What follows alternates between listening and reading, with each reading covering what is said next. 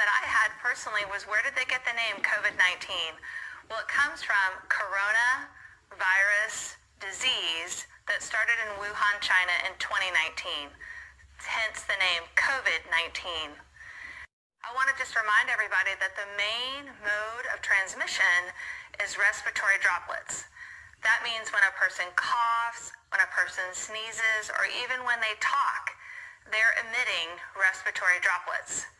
And these droplets land on surfaces, or they're directly enter your eyes, your nose, your mouth when you're talking to that other person.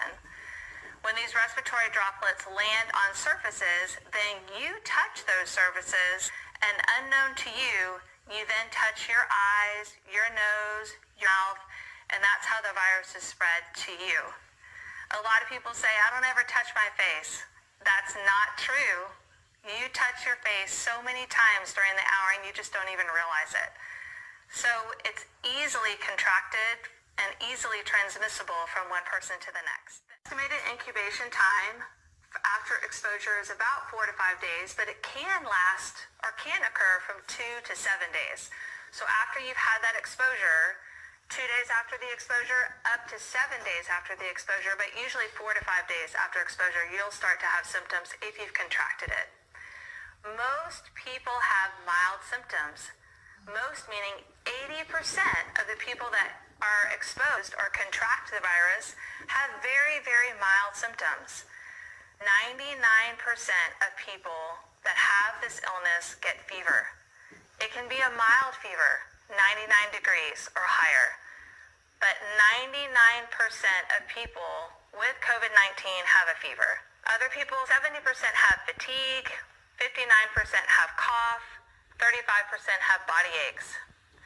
15% of the people that get COVID-19 start to have severe symptoms, such as hypoxia, which means a low oxygen saturation. You know the little pulse oximeters that they put on your fingers when you're in the doctor's office? That's a pulse ox. So if that number is lower than 99%, that's not normal. And so hypoxia is a low pulse ox number. Also, the persons with severe disease also start to have greater than 50% lung involvement. That means they'll start to have infiltrates, and they're all kinds of different infiltrates, but if greater than 50% of the lung is involved, that's really concerning, and that means they have severe disease. And then there's that critical 5%. These are patients that progress onto respiratory failure. A lot about it. The most severe cases occur in patients that are old, meaning that they're older than 65, and especially if they're older than 80.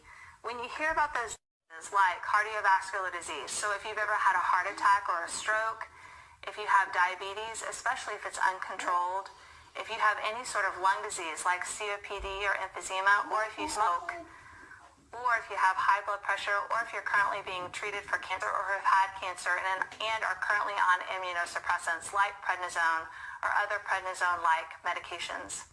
Those are the patients that tend to have more severe disease.